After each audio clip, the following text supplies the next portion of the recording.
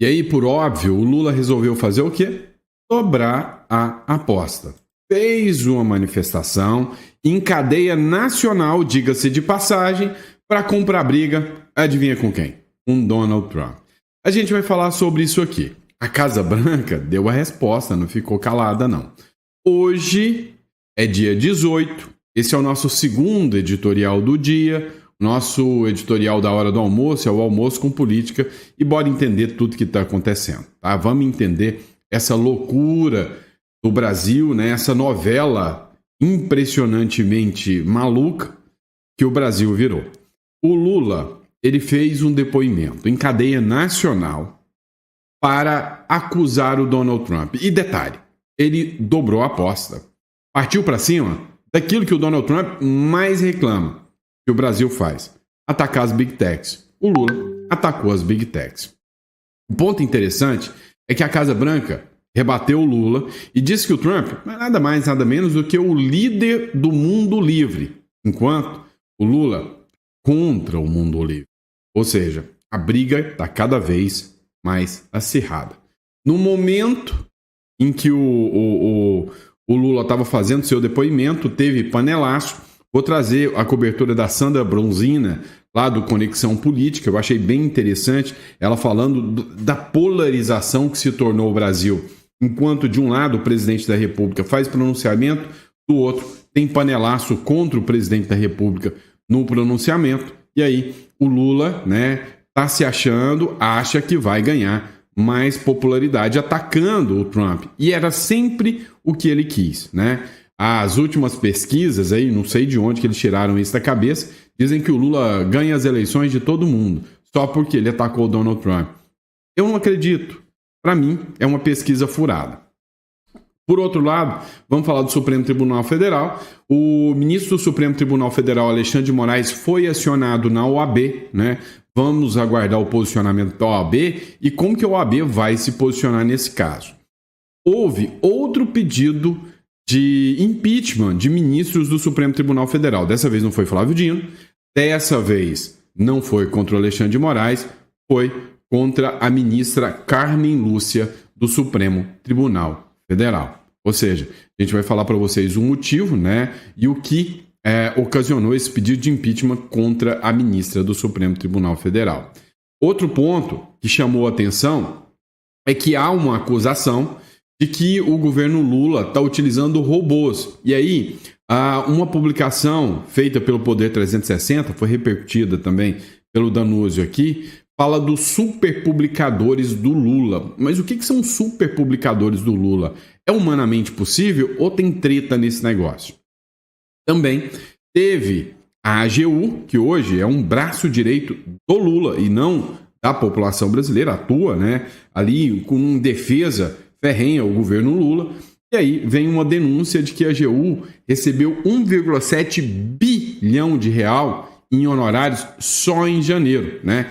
Só o advogado-geral da União, só no mês, ganhou 193 mil a mais. E aí dá para vocês entenderem um pouquinho, né, por que a turma gosta tanto de estar no governo petista e por que o dinheiro não dá para nada, né? Ou seja, os salários, né, nada ilegal, mas os salários, né, os super salários da elite do governo supera aí e muito, grandes empresários, pessoas que ralam muito, né, para produzir emprego, para gerar emprego, vem servidores públicos ganhando muito mais do que o pagador de impostos. E aí veio o Kim Kataguiri, merece os parabéns, fez um projeto de lei contra o honorário de 2,1 bilhões da AGU. Nós vamos falar sobre tudo isso nesse editorial, está repleto de informação, seja muito bem-vindo, é sempre um prazer ter você aqui.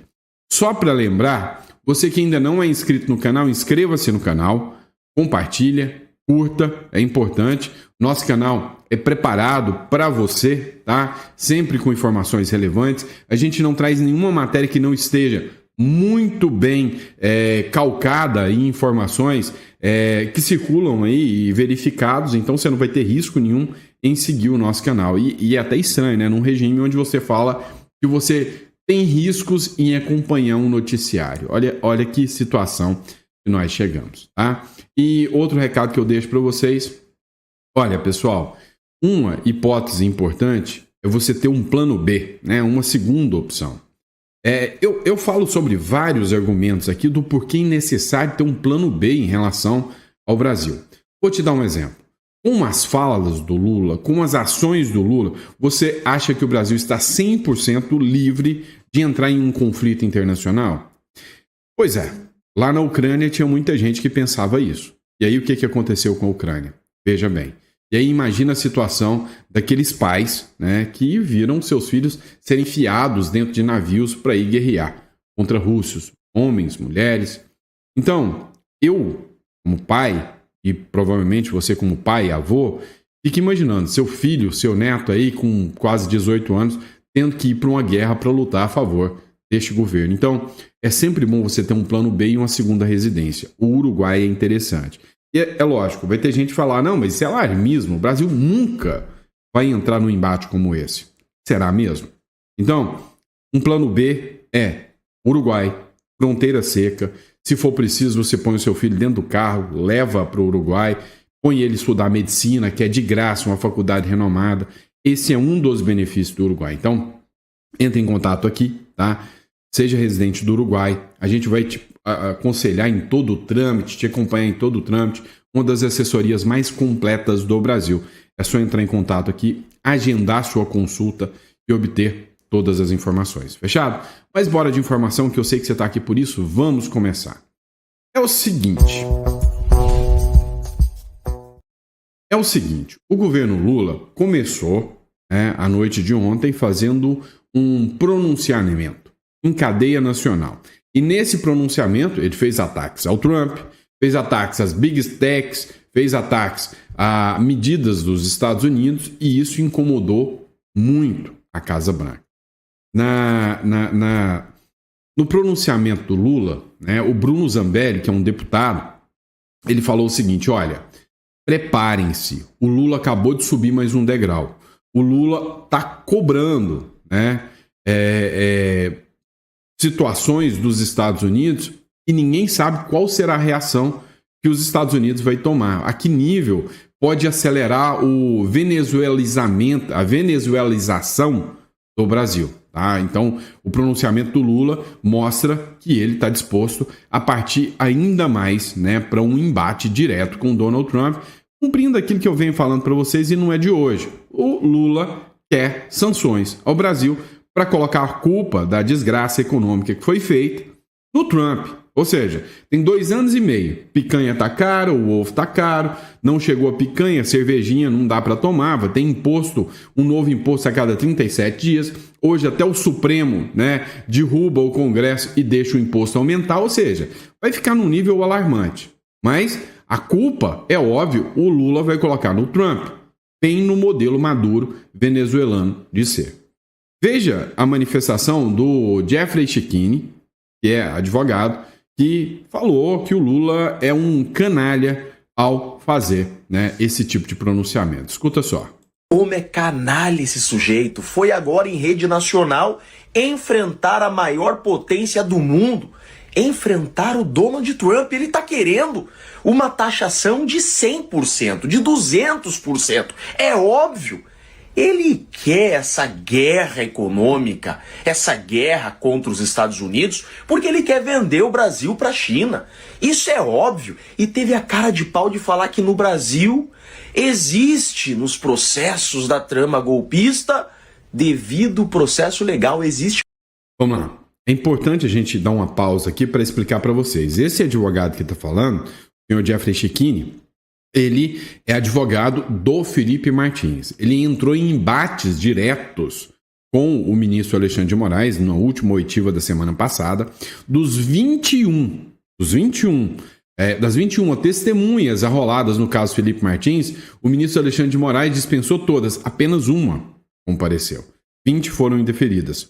Isso é o que a gente pode chamar de devido processo legal?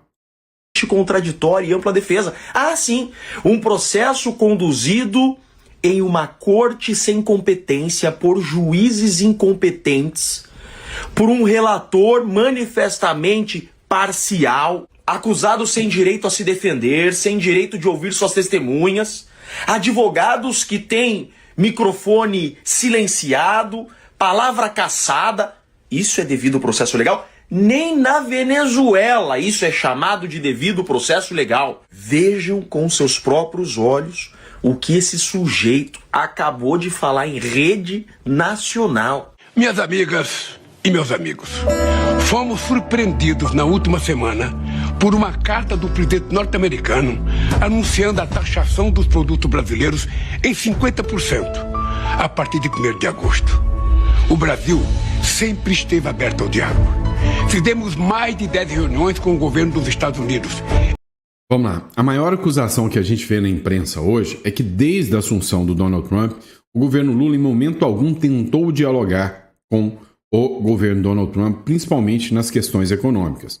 Principalmente depois que veio o anúncio das tarifas, o governo aumentou o tom, subiu o tom e quer dobrar a aposta contra o governo americano. Então, não é bem assim não.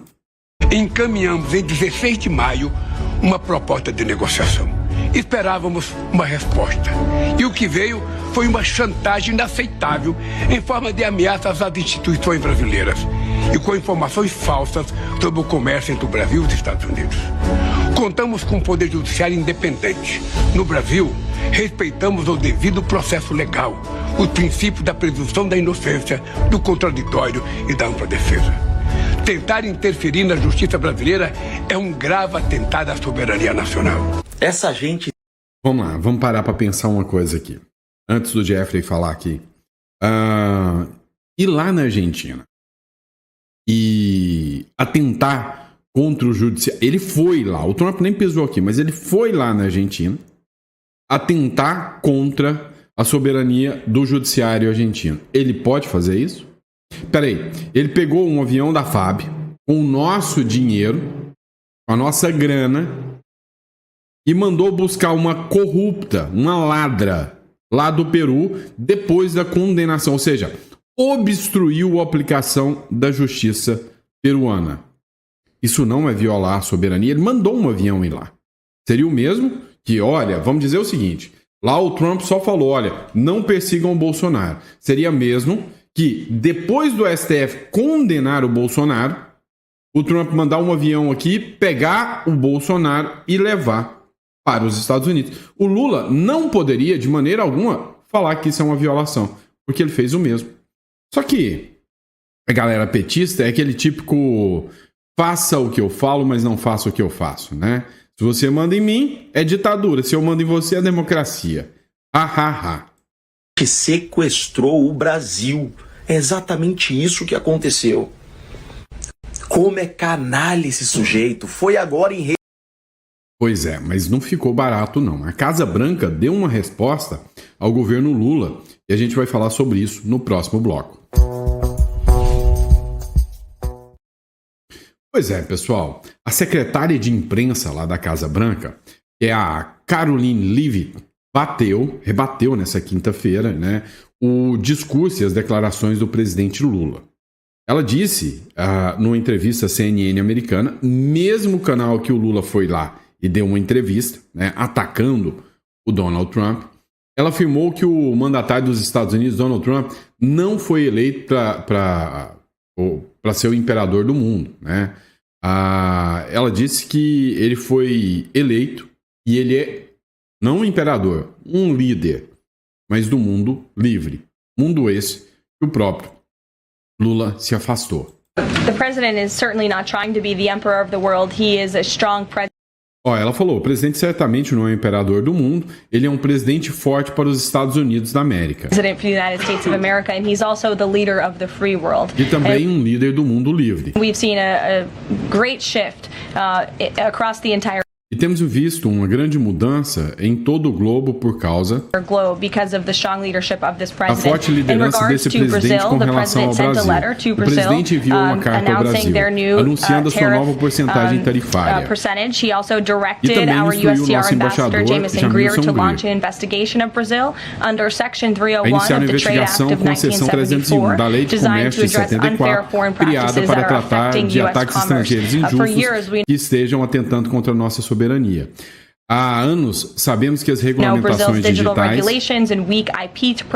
no Brasil e as fracas proteções de proteção intelectual e as empresas tecnológicas e inovadoras dos Estados Unidos. Ou seja, a pirataria do Brasil, é o que ela está falando.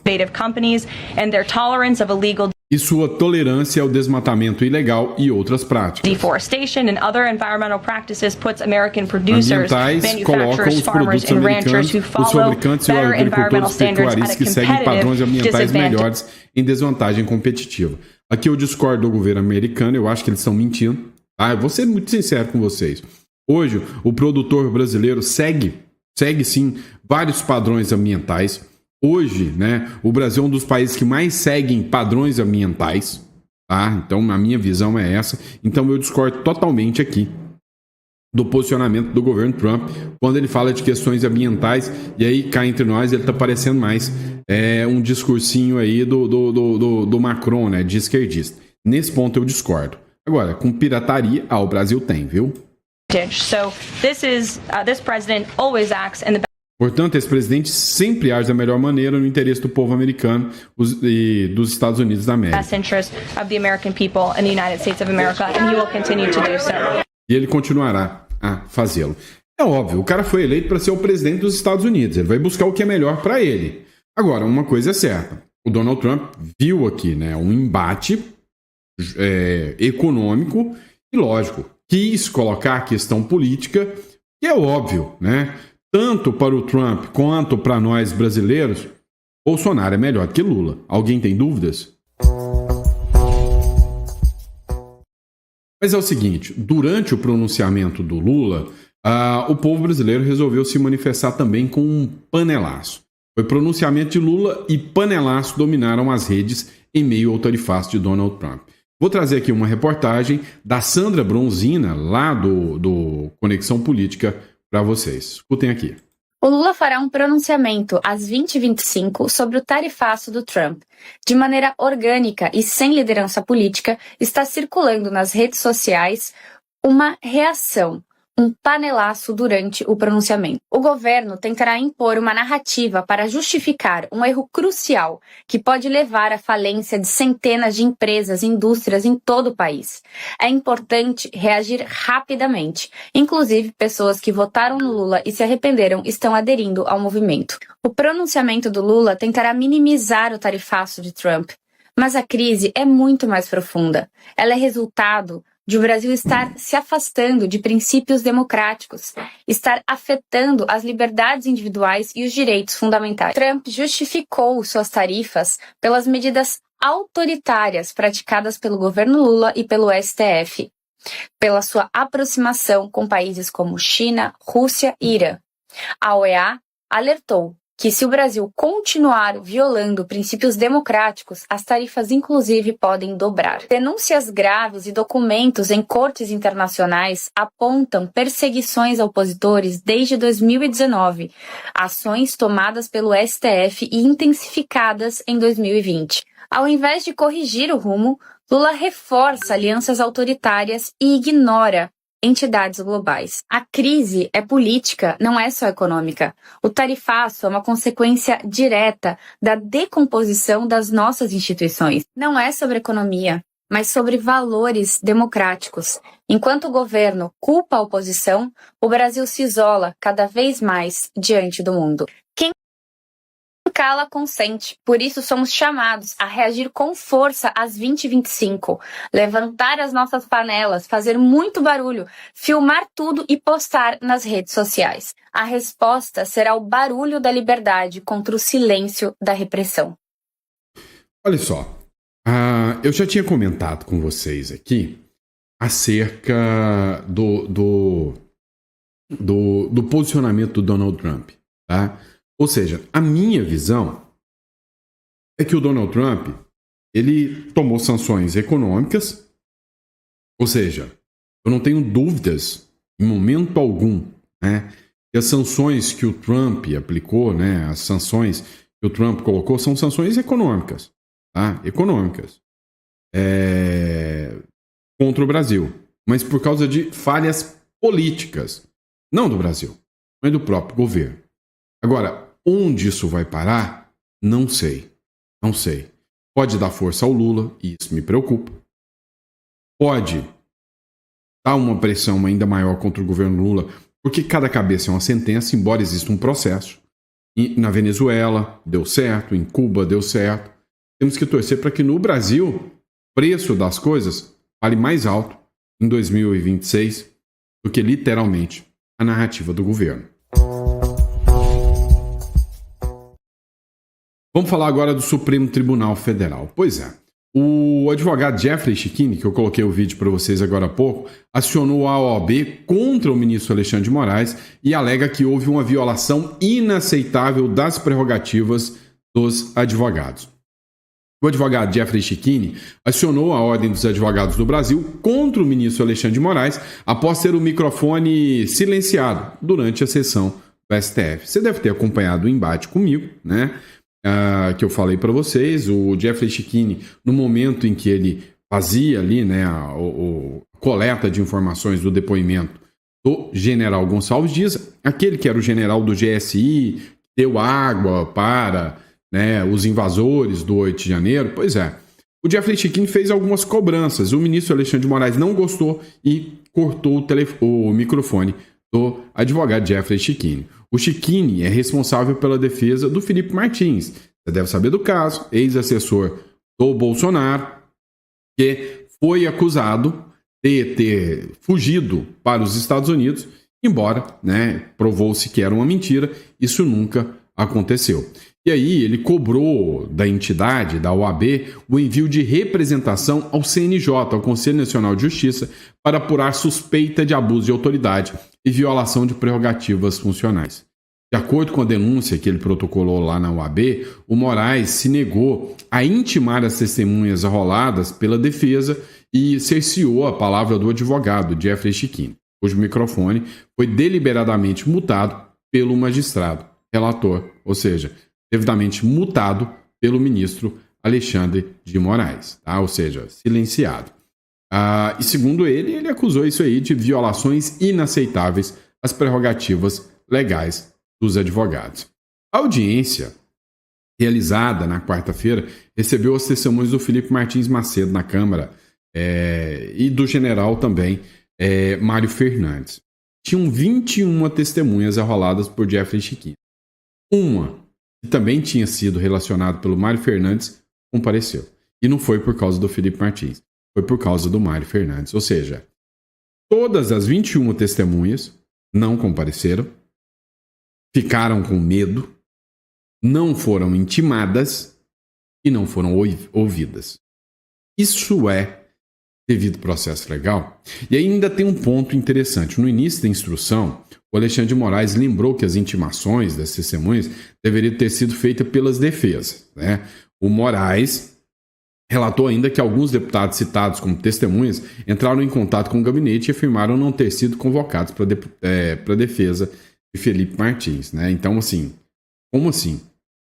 Então, a obrigação, ele pediu para rolar. E aí, cá entre nós, você acha mesmo que o Jeffrey Schichini, que o Felipe Martins ia lá e ia pegar na mãozinha de pessoas como G. Dias, ia pegar na mãozinha do delegado da Polícia Federal, como, por exemplo, está sendo acusado, né, de estar indo contra o Felipe Martins e ele ia comparecer pessoalmente? Ou seja, tudo, segundo o Jeffrey Schichini, meticulosamente, né, preparado para que a defesa seja cerceada. É o Brasil. Agora, quanto ao OAB, cá entre nós, difícil ter esperança de que a OAB vai tomar qualquer medida nesse sentido. Vamos lá, pessoal. Mecanismos legais existem. Lei no Brasil existe. Ela só não é cumprida. Dá uma olhada. Mais um pedido de impeachment. Agora eu pergunto para vocês. Alguém acredita que mais um pedido de impeachment anda no Senado Federal? A resposta, deveras, é negativa. Lógico que não. É claro, é óbvio. Todo mundo sabe que nenhum presidente das casas tem coragem de mover qualquer processo de impeachment contra os ministros do Supremo Tribunal Federal. Matéria do Poder 360. Senadores protocolam um pedido de impeachment contra a ministra Carmen Lúcia. Olha só, né? Viralizou alguns dias atrás um vídeo da Natuza Neri, onde a Natuza Neri falava que há uma pressão que o Centrão tem um interesse do impeachment do ministro Flávio Dino, por causa das emendas. Esse, talvez, se as emendas continuarem minando, seja o único caso de impeachment que o Brasil possa ver. Em defesa do povo? Não, em defesa de emenda. Mas também não acredito que vai acontecer. A medida contra a Carmen Lúcia aqui se dá depois da ministra chamar os brasileiros de, abre aspas, tiranos, durante o julgamento sobre a responsabilidade das redes sociais. Afinal, ela falou que a cada vez que você tem uma rede social para usar, o Brasil tem 213 milhões de pequenos tiranos, né? Afinal, eles são a democracia. Você, a rede social na mão, é só mais um tirano tentando incomodar a democracia. E por causa disso, protocolaram o pedido de impeachment da ministra Carmen Lúcia. Os senadores Eduardo Girão e o Magno Malta e o Carlos Portinho protocolaram na quarta-feira um pedido de impeachment contra a ministra do STF, a Carmen Lúcia. O motivo que eles argumentam é agir de forma incompatível com o decoro exigido pelo cargo, fecha aspas. A decisão se deu depois da ministra afirmar que o Supremo é preciso impedir que 213 milhões de pequenos tiranos soberanos, em referência ao povo brasileiro, dominem os passos digitais do Brasil. A declaração foi dada em 26 de junho, durante o julgamento da constitucionalidade do artigo 19 do Marco Civil de Internet, que abordou a responsabilidade das plataformas por conteúdo digital. Agora, o que a gente tira, né, de base e de orientação disso? Quando ela fala que 213 milhões de pequenos tiranos soberanos que vão ter acesso à internet para expor sua opinião, ela está falando do povo brasileiro. Ou seja, é um povo calado por decisão do Supremo Tribunal Federal. A regra da lei, ou da própria Constituição, é todo poder emana do povo. Eu acho que algumas figuras que deveriam interpretar a Constituição mal sabem ler a Constituição. Em vez de ler todo poder emana do povo, leem que todo poder mama no povo. Só pode ser isso. E aí, quando a gente fala em utilizar as redes sociais, o povo utilizar as redes sociais, vem quem pode utilizar com todas as características mais absurdas possível.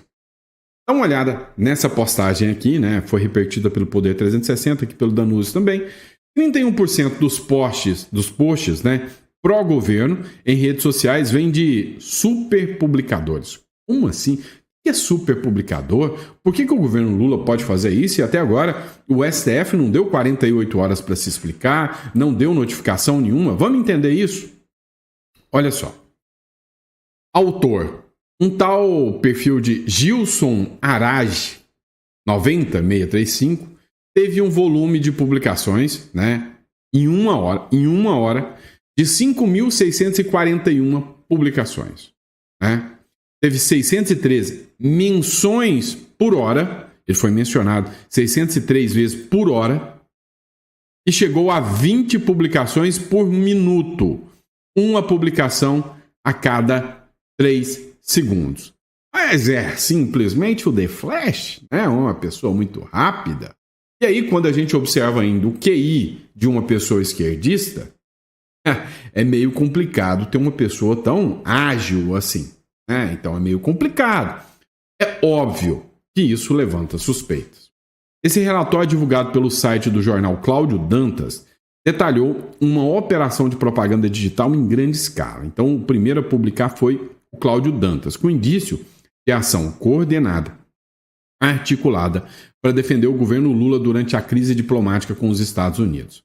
A análise de 1,66 milhão de postagens na plataforma X, antigo Twitter, identificou uma rede de contas que produz um volume anormal de conteúdos para reduzir críticas ao petistas e direcionar ataques contra a oposição. Meu canal é alvo de robô desde 2023.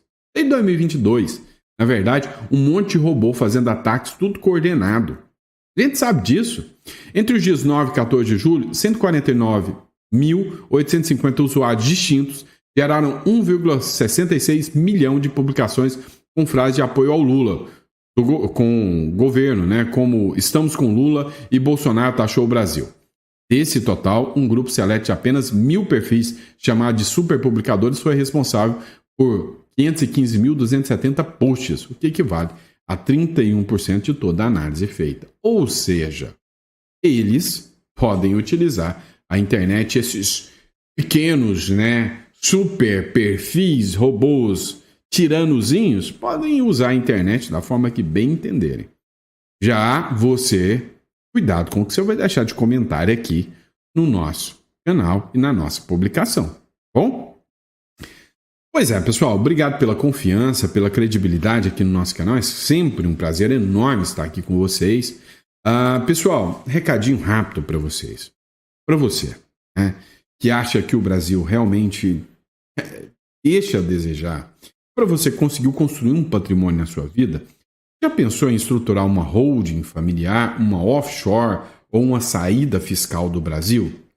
Olha, são várias pessoas que já têm um certo patrimônio que estão preocupados com a situação do Brasil. A holding, ela te traz vários benefícios. Um dos principais benefícios é que você foge do inventário. Você já passou por um inventário? Você já viu o preço daquilo? Você já viu a dor de cabeça daquilo? E o quanto aquilo trava o seu patrimônio? Pois é, com uma holding bem estruturada, você não precisa mais de inventário.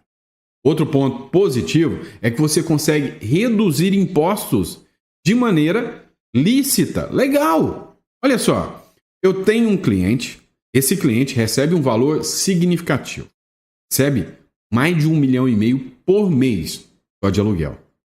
E sem a devida orientação, ele recebia isso na pessoa física, pagando 27,5%. Na pessoa jurídica, na holding, cai para 11,3%. Olha o tamanho. Eu tenho um cliente, ele tem um faturamento médio, na empresa que ele tinha, de 1,2 milhão por ano. E aí o detalhe é que o contador, sem a devida orientação, tributava tudo pelo Simples Nacional. Olha só, o cara estava tributando a 19%. Uma holding cai para 11,3%. Ou seja, muito menor, muito mais vantajoso. Então você consegue, dentro da lei, reduzir sua carga tributária. E cá entre nós, você consegue também fugir dessa loucura que é o Brasil, blindando o seu patrimônio. Tanto com uma holding, você tira do seu CPF e você deixa de ser exposto. Ou com uma offshore. Lá no Uruguai, por exemplo, você consegue fazer a saída fiscal e ter uma SAS, uma Sociedade Anônima Simplificada. Com isso, você pode ter uma estrutura protegida por uma legislação séria, não é essa coisa que nós temos no Brasil, que qualquer um interpreta do jeito que quer, que espirrou o juiz da desconsideração da personalidade jurídica. Se isso é interessante para você, eu quero ser o seu consultor financeiro, para que você entenda tudo isso. Então, entre em contato, tá? Aqui na descrição tem 2 links, um para imigração, tá? Para ter a cédula uruguaia, e o outro para holding offshore. Clica no link da holding offshore e converse conosco e entenda, o que a gente pode oferecer para você com essa mentoria. Eu quero ser o seu mentor, sobre o seu patrimônio. Tchau! Então, obrigado, fiquem com Deus e eu vejo vocês no próximo editorial. Grande abraço.